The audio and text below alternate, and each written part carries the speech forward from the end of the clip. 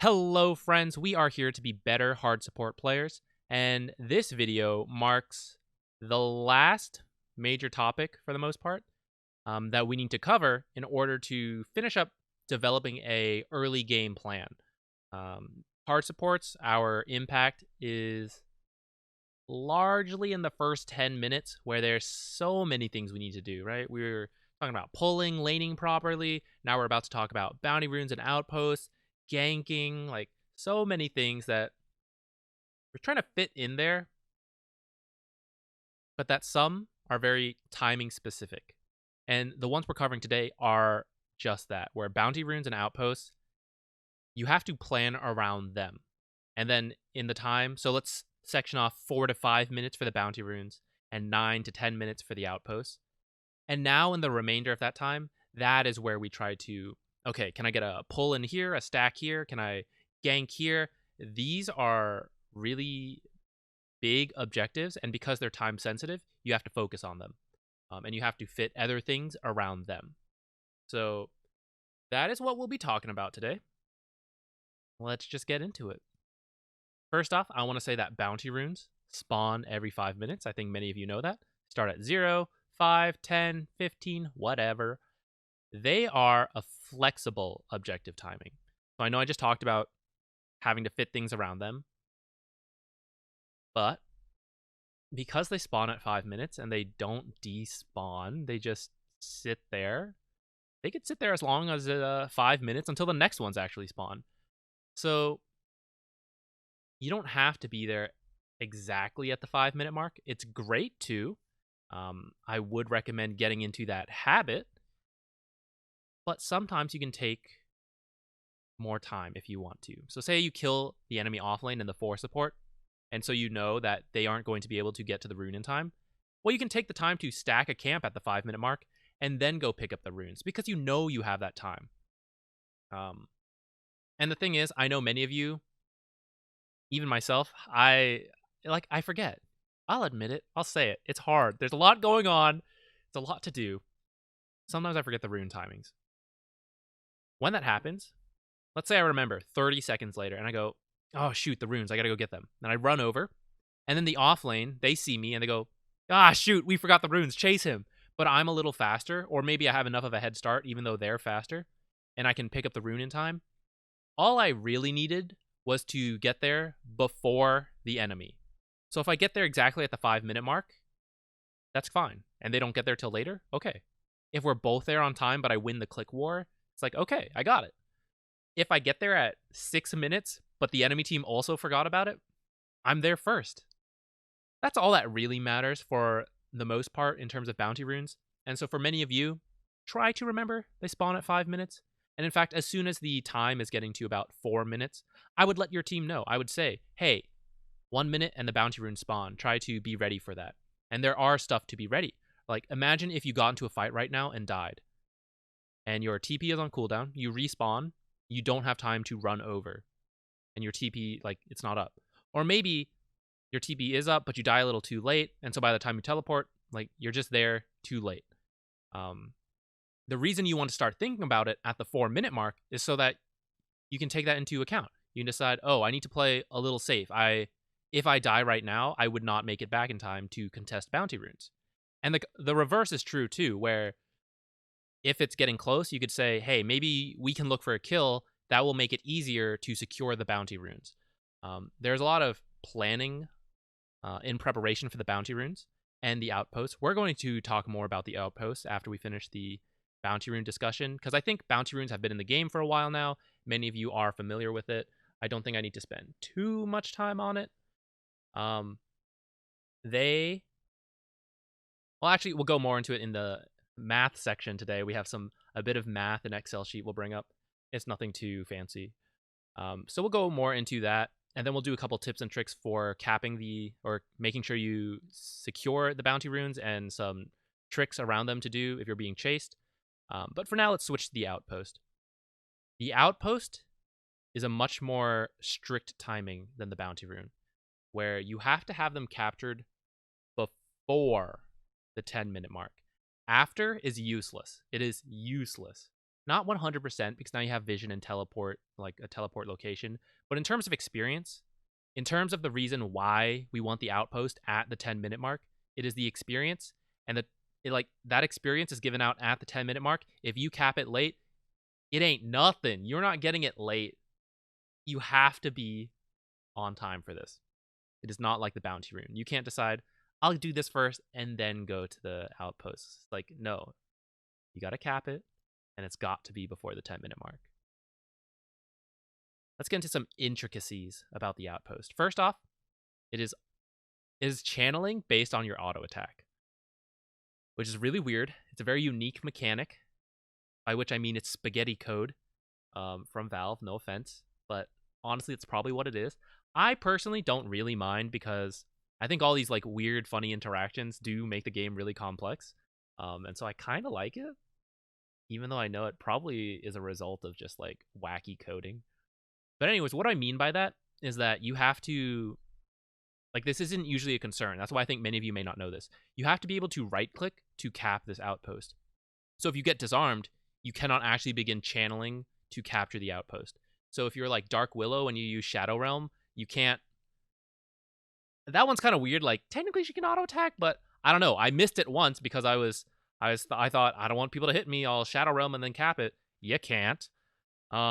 If you were against an Oracle and he disarms you before you begin channeling, you can't start it until the disarm is over. Now, if you get disarmed while you're channeling, it's fine. I don't know, guys. Oracle can disarm you after you begin channeling, and you'll just keep channeling. So, in terms of disarms, you have to do it before they channel for it to prevent them, but you can't interrupt their channeling. In order to interrupt their channeling, any spell or action that would have interrupted other channels will be fine. So a stun, a mini stun, some stuff that isn't technically a mini stun but still cancels channeling. What's an example? Night Stalkers, Void, Q. Is that a mini stun now? It cancels channeling. I know that. Other things like taunts, all of that. Getting etherealed. Actually, I'm not sure, guys. I think I have to double check that. Based on what I said, I'm going to say it does not stop channeling and will prevent you from beginning channeling. But as I say this, I'm not 100% sure, so I will be playing a video clip right now of whether it does or does not work. And now you'll know. That's all I have to say about auto attack channeling, I think. Next, these two timings, 9:54 and 9:48. I want you to remember them if you're a high-level player. If you're not a high-level player, then this probably won't matter. So if you are lower level, all I want you to do is when you see the 9-minute mark, I want you to think about outposts, and I want you to decide whether you're going to protect your own outpost or go cap the enemy's outpost. This will come down to like how well your team is doing. Do you have a stun? Can you even stop people from capturing your outpost? Then, like, maybe if you can't do anything to defend it, like, go capture the enemies then. This may come down to teleports, to like where your team is. This can come down to a lot of things, but at least as long as you're thinking about it, I'm happy. Like, just think about, like, is my time best spent protecting it or capturing the enemies? What should I do? And in fact, you will need to know this 9:54 time. So it takes 6 seconds to capture the outpost on your own. That's all I care about. Like, I know with a team it'll be faster, and so it halves the time each time. So one person is 6 seconds, 2 people is 3 seconds, so on and so forth, except for the last one for whatever reason. 4 people is 1.5 seconds, 5 people is 1.2 seconds. All you need to know, all I really want you to remember is the 6 seconds for one person. And I guess you can know the 2 people if you want. I think that's easy to remember. But the reason I want you to know this is so that you know I must begin channeling before 9:54 in order to make it on time for the experience. What this comes down to is just... Okay, first, let me complete it. You have to do it a little bit before 54 seconds, okay? 54 seconds is like 10 minus 6 seconds, so that's an easy number to remember. But you actually need to begin channeling at like the end of 9:53, right before it's actually 9:54 seconds, because you have to channel for 6 full seconds, which includes the 54th second. So if that didn't make sense, then just move it down a number to 53 and know that you have to begin capping it by there, and then you'll be good. But I do want you to know that, so that if you are standing there for whatever reason and you're just like waiting to cap it, we'll cover some reasons why you would do that. Then know that you have to begin at least by 53, the very end of 53 seconds. Some other times that aren't on here because they may change, and in fact, the 6-second thing might change as well, but like it still applies. Like if they change the channeling time to 5 seconds, just change it. Like, oh, I need to begin channeling by 54 seconds. The reason the next numbers aren't on here is because with map changes and with different heroes, it does vary a lot. But in one of the mechanics videos, we talked about knowing the timings for how long it takes to teleport to the tier 2 tower and run to the respective outpost and capture it in time. I do recommend, for whatever hero you are working on, if you've been following this guide and trying to play only like a couple heroes, note the move speed. So for me, Zquixotix is 290. And for example, the Radiant safe lane, tier 2 tower, I need to begin channeling my teleport at 9:41 in order to run to the outpost and capture it in time. And that will finish just before 10 minutes. And so I can base other heroes off of that relatively. So if I know it's if I have 305 movement speed, which is 15 faster, like I don't have a specific number, but I just know like, okay, if Zquixotix, who is slower, like the deadline was 9:41, then with this slightly faster hero, you know, I can probably be like maybe 9:42. Probably 9:43 is probably too late. 15 move speed is not that big of a difference for that short amount you're walking. I don't think it would save me like an extra second. But maybe 9:42? At the least, 9:41 still applies. And if I'm like a really fast hero like 3:30, then yeah, maybe it's like, okay, maybe I have like 2 or 3 more seconds. But still, my deadline is 41. And if I'm a hero slower than that, then I know, okay, maybe I have to bump it up sooner to like 9:40 or 9:39. And even if I'm off a little bit, like who cares? If I make it on time, I make it on time. I don't need to know the specific number. But I know that one specific number so I can base the others off of it. So if you're a low-level player, that's all you need to know. And to know that if you decide to cap the enemy's outpost, do it around the 9-minute mark. Or not 9 minutes exactly. If that's when you can, go for it. And then defend it. But if you're trying to surprise them, which is something you can definitely do, cap it around 9:30. Because like I just said, like a slow hero has to begin teleporting at 9:41. Most other heroes at lower, or most players at other ranks are not going to respond immediately. So they're going to be slow to teleport, slow to react. They may not even notice you've capped the outpost. So if you do 9:30, by the time they react and then the time they run over, you're probably going to be fine.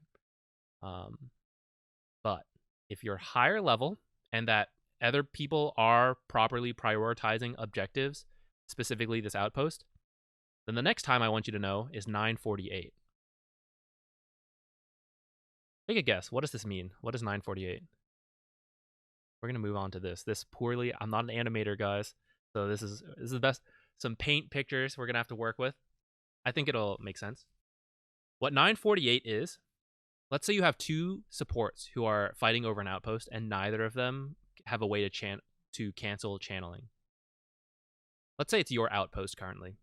If the enemy begins capping the outpost before 9:48, and by 9:48 I mean like, you know, at the very end of 47 seconds. But if they begin there, they will finish capping it, and then you can begin capturing it right away, and you will capture it back just in time. Why is this important to know? If they begin capturing it before 9:48, so let's say 9:45 they start, if you had a stun, should you use it? You shouldn't. What? I should let them cap it? Yes. You should let them cap it. Depending. The reason why is because if you just let them cap it and they don't have a way to stop you, they will finish capturing and you'll have a bit of leeway, right? As long as you begin before 9:54, you'll be okay. So if you just let them cap it and then you start, you'll cap it back and they won't have time to do anything, and then you'll get the experience. Now, if you're low health or something, then this changes a bit because being killed is another way to stop channeling. So you do have to factor in, like, am I just gonna die? But if it's like a support versus support thing, oftentimes supports can't kill each other in the early game. So judge it for yourself. Like, am I gonna die here? This is for if you're not going to die, if you don't have a way to, if the enemy does not have a way to cancel your channeling, and if you either don't have a way to cancel channeling, or if you only have one way to cancel channeling, so like one stun. So now we know if they begin capping it before 9:47, we might be able to just let them cap it, and then we cap it after them. This changes a bit if you have like your own heroes coming in as well, because that in that case just kill the guy and then like you're good. Or if it looks like a team fight is about to break out, like other people are running in, then I would not let him capture it. Like I would wait. I would let him channel 5 seconds because he's not doing anything in that time, and I can hit him and then cancel it at the very end. And then if he wants to begin capping it again, he's going to need to commit another full seconds. But then maybe the team fight is breaking out.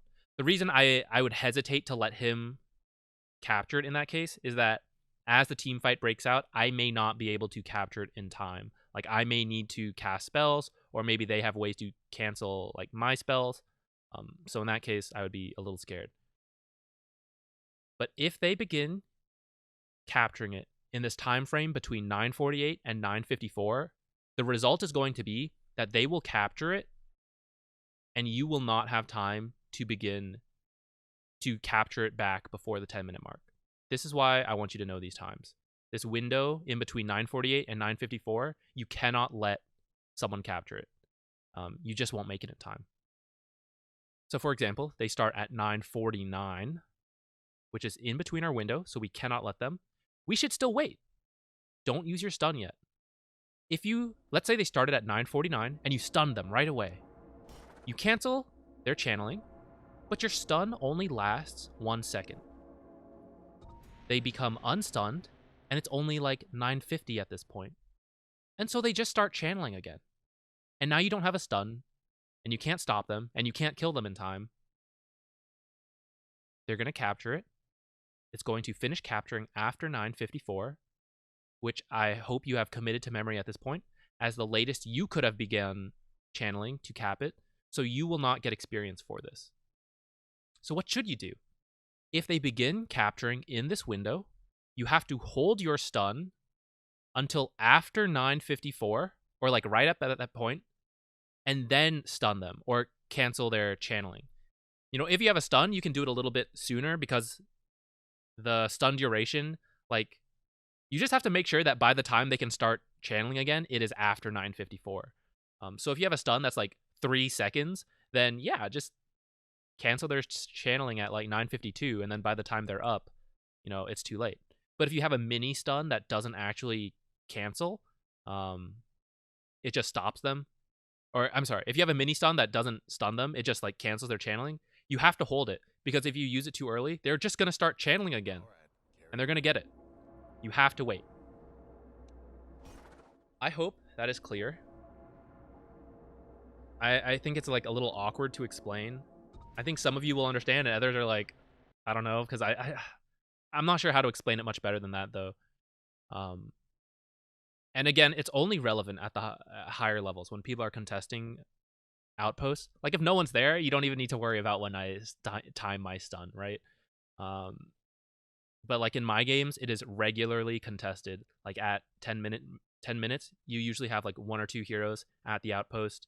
Like maybe not every game. Like even at this level, people forget about it. But many games, it's being contested, and that's why this timing became important. Like it was actually relevant to me to use fairly frequently.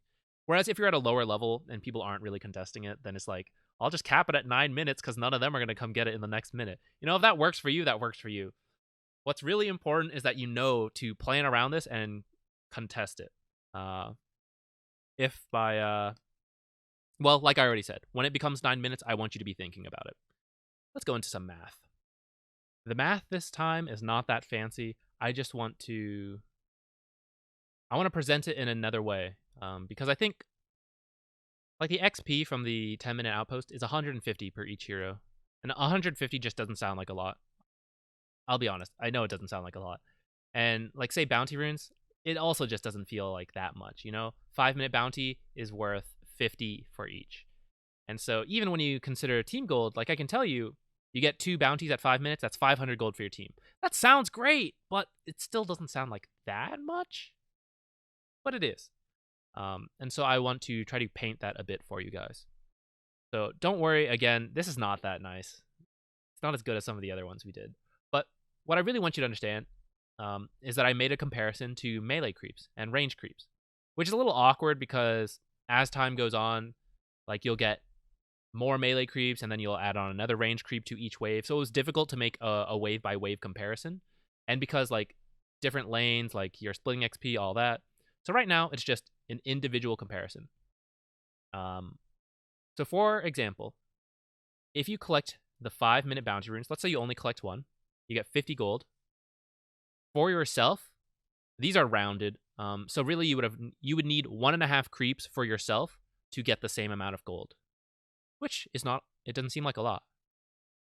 Your team gets 250 gold total, which would have been 7 creeps. Now it's starting to sound a little bit more.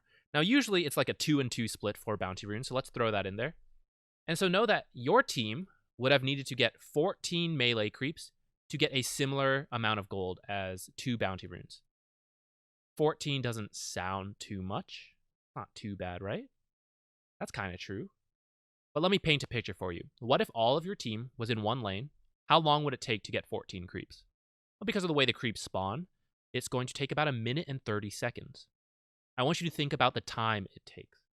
Now, of course, like we said, there are 3 different lanes. Maybe your heroes are split up.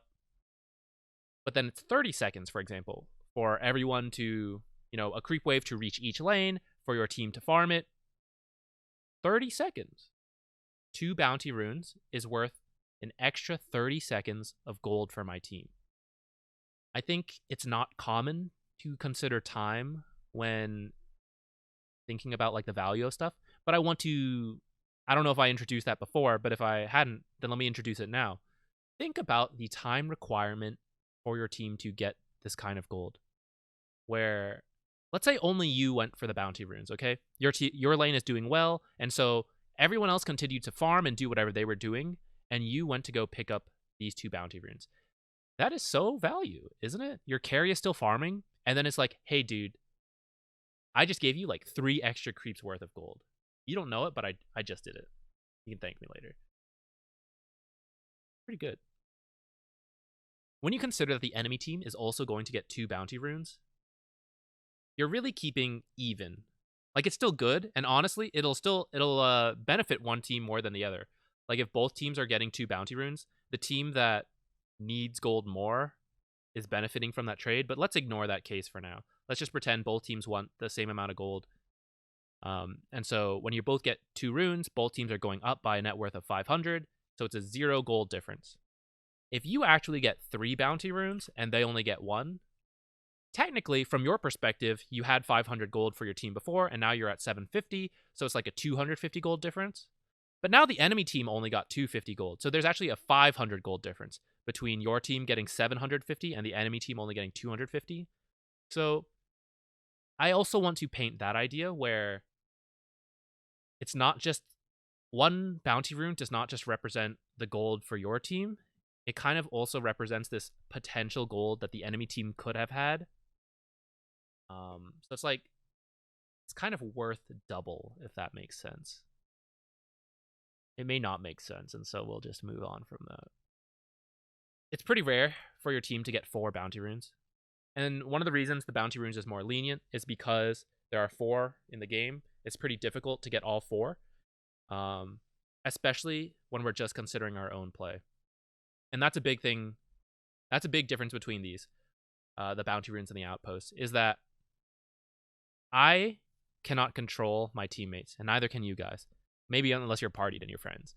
But we can't make them be better players.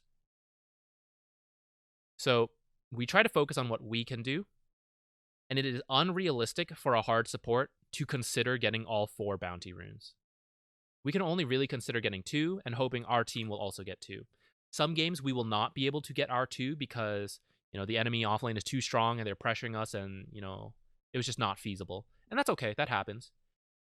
But our teammates might have picked up the other two. And it wasn't really necessarily because of us. Maybe we did remind them, like, hey, go get bounty runes.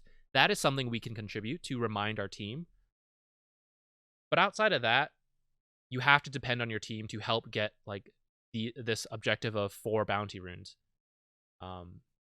Whereas the Outpost, your individual actions, even, like, you can consider reminding your team, but even without that, you can have a significant impact on controlling Outposts. Whereas bounty runes, there's only so much you can do as the hard support. So we're covering bounty runes, but the Outpost is what I want to emphasize as we move forward. I think that's about it. Oh, the last thing I'll say, so for example, the 5-minute bounty runes, this might be a more impactful comparison, where you get 100 gold, your team gets 500 gold total.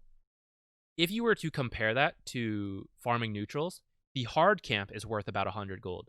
So imagine at the 5-minute mark, you collect 2 bounty runes, and that's like giving you a hard camp, giving your carry a hard camp, your offlaner, your 4 support, your mid laner. Everyone gets a hard camp worth of gold.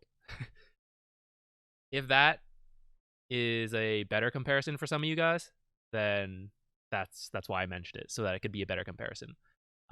Think about how long it would have taken you to kill a hard camp, how much health you would have lost, especially as the 5 support. Like, it's so good. It's so good, guys. Think about it.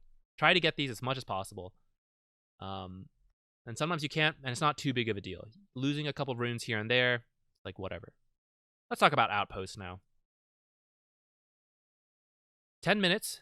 It is 150 experience. That's all we really care about, but it does scale by 200 every 10 more minutes. To get an equivalent amount of experience from the 10-minute Outpost would be 3 melee creeps, roughly, for you. And so for your team, it would be about, 13 melee creeps. Doesn't sound like too much, but it is. Same deal as before. Think about how long that would take.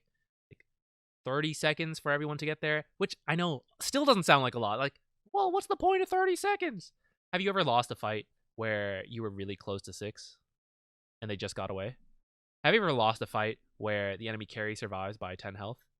Have you ever lost a fight because your ultimate was just about to come off cooldown? Time matters in this game. All small increments matter in this game. Doing things a few seconds faster is massive. The difference between low immortals versus high immortals, some of it is game knowledge. Some of it is mechanics. A lot of it is just doing things a little faster. And you build this slow advantage. Same with the different ranks. If you're ever wondering, like, oh, I seem to know more than my teammates, and like my mechanics are good, so what's going wrong? Maybe your timing is bad. Sometimes just doing things a little faster is all it takes. That's why you'll notice, I don't have the stat here, but usually it comes out somewhere on the subreddit where they'll tell you the average game time of a Divine to Immortal game is 35 minutes. For lower ranks, it tends to increase a lot, but still up to be at the lowest ranks, it's still a 40-minute game average. So 5 minutes is the difference between the lowest MMR and some of the highest MMR games. So earning 30 seconds should seem significant to you. If you want to think about it in terms of hard camps, 150 experience is a little less than a hard camp. So again, getting the 10-minute outposts and 10-minute runes is like a free hard camp for everyone. Doesn't that sound good? I hope that sounds good. And then it just scales a lot, right? So this one is only 3 waves, which I'll admit was not, it's okay. The 20-minute outpost, 31 melee creeps worth of experience. Think how long that would take, guys. That's 10 creep waves. It's worth a lot. It's really important to get the outposts. I think that's all I have for math. I know it wasn't really that much math. We were just looking at some numbers while I explained stuff. But I hope that helped to emphasize why this matters. And if you still don't understand why it matters, just believe me that it matters and that you should just prioritize it. Now we'll try to look for maybe some examples. Let's see what we have. Couple tips and tricks around this stuff I want to say real quick. First of all, in terms of the bounty rune, I don't think I have to say that much, but dying for 1, probably not worth it unless you have an alchemist on your team. And you can judge it for yourself whether you think it's worth taking the risk. Like if you're tanky and you don't think you could die, yeah, maybe you can go for it. Even if you lose it, it's like whatever. You can judge it for yourself. If you can get 2, then totally it's fine to die, in my opinion, for the hard support. But this is where I see a lot of mistakes. Not a lot, maybe, but people have this instinct where they have to run back to the base. Whenever they're running away, you have to run back to your side of the base. So let's say the 4 position is chasing you, and you're like, oh, I gotta go this way. And then the 4 position cuts you off, leads to your death or whatever. Or you run this way, and the mid laner cuts you off and you die. Or some people even like run back and they double back, even though they know the 4 position is chasing them. That's also no good. You're just running into them, and then you're gonna die. What if instead, let's pay attention to the time, 2, 7, 10. What if you run further into their base? It seems really counterintuitive, and this is why many people at lower ranks don't do it. But it's actually very good, because if you can buy time, like this is a perfectly valid thing for a hard support to do. So look at the time. It's like 18 seconds we ran this way, and let's say you die here. So first of all, 18 seconds that your carry was left alone. Let's say the off laner in the 4 position were chasing you. Your job was to secure last hits for your carry anyways. So doesn't drawing the off laner and the 4 support away for like 18 seconds do that? It does. Spoiler alert. So he's had time to get the kill here, or to get free farm here. You finally die. In terms of dying, let's say you die here versus here. The enemy team gets the same amount of gold and experience. So what's the difference? Why is this one worse than this for the enemy team? From here, it is about a 10-second walk back to lane, and then they're contesting your carry again. And you're dead, so, that's no good. And they can just walk there, and it's whatever. By running down here, you bought an extra 18 seconds when they had to chase you. And then if they want to run back to lane, it's like a 30 to 40-second walk, depending on their move speed. Or they could teleport, sure. In which case they use more mana for the teleport. And now that teleport is on cooldown. It could even be an opportunity for you now where you respawn, you teleport, full health, full mana, and you say, let's kill this guy, because if we kill him, he'll just have to walk back to lane.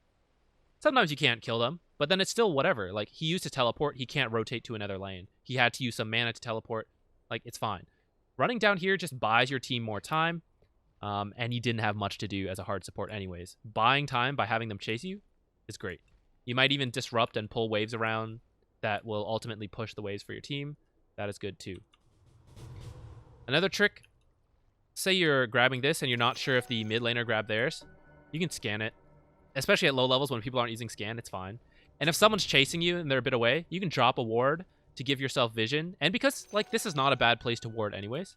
And then maybe you can juke them with the vision. So, like, you come around here and their 4 positions chasing this way, and you just, like, loop-de-loo around the tree, and you know when they turn around because you have a ward. Or, like, say you cut through here, and this guy decides to cut you off by running that way. You know he's going to do that, so you just turn around this way and, like, teleport. Dropping a ward can help you get out. Last thing real quick. Many people think you have to cap this outpost, you have to run up here and cap it. And this is one of the ways, for sure. But if you have a Quelling Blade or a Tango, or your carry has a Quelling Blade, you can cut the trees and cap from the low ground. Now, actually, what you saw right there is something that can still happen, where the hero can cap it from here, but if you click the outpost, you still run up this way. I think this is just a bit buggy with the high ground, so you have to click your way into range and then cap it. So if the tree looks like it'll work, it probably will. So you can cap it like from anywhere here, over here, this tree, and you run through, cap it. Again, being careful that you don't just do this because your hero will run around. If it's daytime and you try to do this trick, the creeps will attack you, but at night they won't aggro. Up here, kind of the same deal. Like cut these trees. What about over here? Oops. Let's regrow this, cap, or over here. This tree doesn't work, but this tree here, that works. You don't have to use this too often, especially because Quelling Blade is not that common to have, but this does save you several seconds. So, like, for example, down here, when you're standing here, this is 4 seconds to run around and cap. So if it was at 52, you would not make this in time. But it only takes, like, 1 second to cut that tree. Oh, miss micro. That can be it. That can be the issue. That can lose you the outpost. But if you do it right, then you can end up with this. A good trick to do so that you don't do what I did, where you like click too soon. You could shift click it. So cut the tree, click here, shift click. Oh, I've successfully capped the outpost. Hang on, let's have them cap it. So by shift clicking, that can be a good way to do this. So cut, shift click, and that way you don't accidentally click too soon and path yourself around. So now we're going to go into, we'll cover at least 1 or 2 examples. Let's see what we have. Yeah, let's go into that. We're going to look at this example from, I'm in this game, but I'm not either of these heroes, where we're fighting top. Phoenix is looking to, Phoenix should start thinking about this. At this level, most players will be looking to, they'll be starting to think about the outpost around this time. So we're going to see Phoenix here. Let's go, Phoenix. Play a bit aggressively here. Not only just looking for a kill, but when this guy can't be in this area, he can now cap this safely, and it should be safe. In this case, this guy happened to have a salve. A little unlucky for the Phoenix player. But it's going to work out because, first of all, right now, 9:42, the moment is gone for most people to be able to cap in time. Right? I talked about how at this time, you have to start teleporting at 41 seconds. It is already 42. No one has begun teleporting. What that means is that Void Spirit is the only one who will be able to capture this in time before 10 minutes. And I think him chasing this Phoenix is a big mistake for them. This is a Void Spirit 5, by the way. It was kind of a weird game. Chasing him, kind of pointless. I know he wanted the kill, but they're not going to get this now in time. See? Didn't make it. We had both. And yeah, I just want to highlight that that's actually it. I just need to highlight the fact that he was not thinking about the outpost, and we just got this for free when we should not have been able to. Phoenix had no way to cancel Void Spirit from just capping this outpost, so he should have just done it. And Phoenix capped it a bit early, like we were talking about how the whole timing thing. But he almost killed the Void Spirit, so like this was a good time to do it, and it forces the enemy team to react, draws people in, to the point where even if they do come cap this, if 1 or 2 people have to rotate over here to do it, Phoenix has successfully created space for, say, the mid lane or the carry. In this case, Pugna TP'd in, right? So mid should be free in this time. And we can see he does get a free rune. We're chipping away the tower. You know, it's an Ember Spirit versus Pugna, but we have more tower damage because Pugna has been pulled down here, and I think he was just losing to Ember Spirit anyways, but, you know, whatever. Yeah, that's it. Next game. What do we have? Something I should have said earlier and forgot about, to be honest, is when you know you cannot get the bounty rune. So, for example, the enemy team is going there first, and you know, okay, it's kind of a waste of my time to go. And I do want to point that out. It is a waste of time. This is why it's good to go first. Let's say you go first. You leave your lane at 440. You go pick up the rune. You go pick up the other rune, and then you come back. You spent 20 to 30 seconds picking up 2 runes. That's great. The enemy 4 position, who goes a little bit after you, doesn't realize you've taken the runes yet. He goes, gets nothing, and then returns to lane. It's 20 and 30 seconds still, but he has done nothing.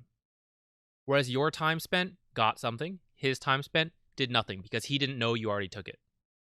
If we know they are going to get the runes, what does that mean? It means he's going to take, let's say, 20 seconds to go pick up the runes. And since we're not going to get the runes, we need to try to make use of this opportunity where we know Tusk is, for example, trying to get both runes. We have 20 seconds where only one person will be in the lane. Only Kunkka will be in the lane. What can we do in that time? We could be aggressive on Kunkka if you have a lane for that. Or you could try to do some pulls because you know this guy's gone. That is my very common go-to response. As soon as I know I can't get the bounty runes, it's fine. Hopefully the off lane on your side will get the bounty runes on the other half of the map. But we should make use of the time where the 4 position is gone. So in this game, we just had a trade where both cores died in this lane. And I was a little low. I was scared to go. I think I could have beaten him, but I knew he was already ahead of me. I should have started to move sooner, but we were kind of laning and I wasn't fully thinking about it. And so as soon as I see this and I know, okay, I'm never going to beat him here, in time for the bounty runes. Instead, I'm going to pull because no one is here to contest me. Kunkka is still dead for a little longer. Tusk is going to get the bounty runes. Since I am not going to get the bounty runes, we'll do this. I think this is a bug. I think that tree's dead. And that's what happens. And now, in fact, we combine it. Kunkka's alone. Let's go on him. No? This is fine. Sometimes your mid laner, like Queen of Pain, that worked out, but it's not really something we can control. I kind of feel like she should have come kill this Kunkka. I don't think she was paying attention. But we get him anyways. So let that be an example where this lane, you know, this camp just mostly died off, kind of killed this creep wave as well. And now their lane is pushing into us. If we see, I'll play this out a little longer. Yeah, where they have 4 melee creeps, we have 3. It's 1, 2 ranged. Our last camp didn't die, so we're going to have 2 ranged too. But either way, their creeps are healthier than ours. So their lane is pushing, and you can see that. So that was a way to take advantage of the fact that Tusk was out of the lane, getting these bounty runes.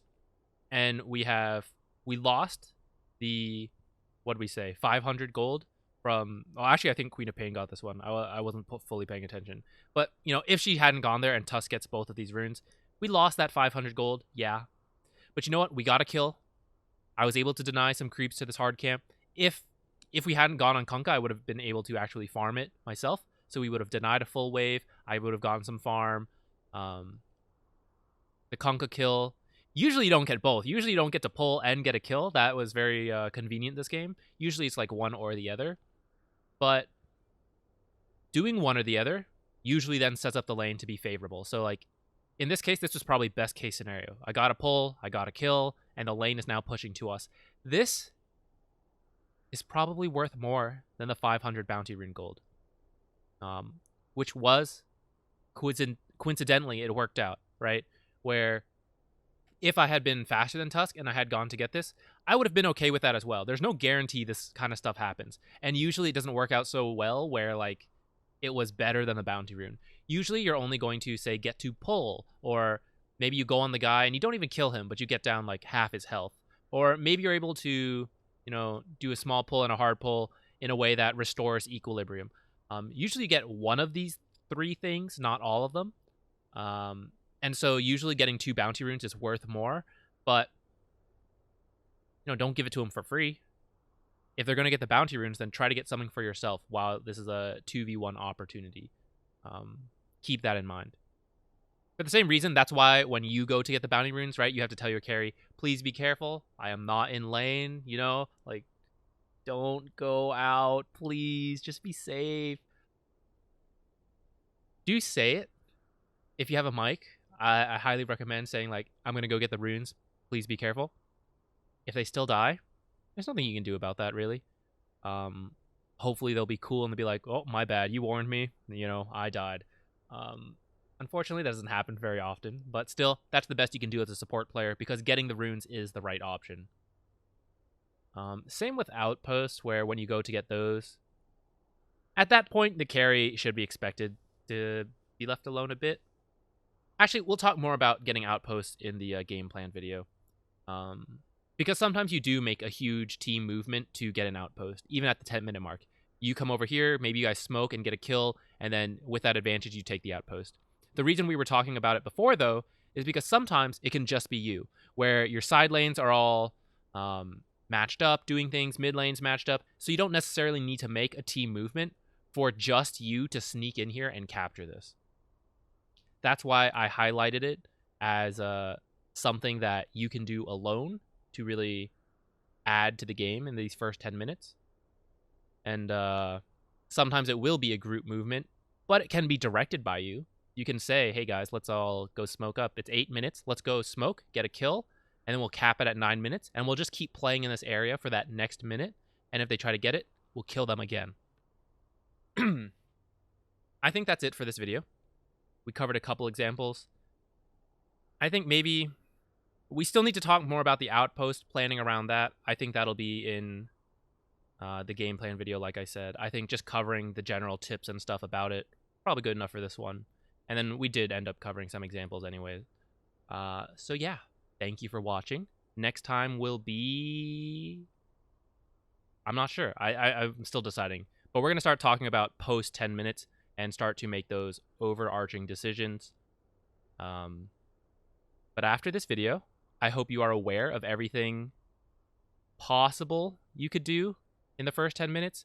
I'm sure there are things I didn't cover, but I'm going to say general, but I think we did cover a large majority of possibilities, like all the different kinds of pulls, all the different, the bounty runes, the outpost, potentially ganking, warding when you're moving, like, what happens when you die, items to buy. Like, I think this did cover a lot of the first 10 minutes. So start thinking about it for yourself to make a game plan. Like I've said several times now, we will have a video on that, but I think it's good for you to try to make your own as well. And then just see how it fits. Plus, your game plan might fit your playstyle. Like, this game plan I'm going to put forward, as much as I'm going to try to make it just generally good, like, it will reflect my playstyle. So I do recommend adjusting for yourself. If like, I'm not very good at this, like, maybe I can focus on something else. I think that's okay to do. Or if you can get away with certain things at, like, lower ranks that you can't in higher, then I think it's okay to abuse those facts at lower ranks and then later realize, like, okay, I'm not going to be able to get away with that later, but for now, I can. For example, the half pulling, I think you can get away with that in lower ranks a ton, just constantly half pulling. I think outposts are easier to do at lower ranks, all stuff like that. So, with that, we'll finish. Thank you. Have a good day. Be safe. Be nice to animals. Do your homework. No, it's summer. No one has homework. Some people have homework, I guess. Drink lots of water.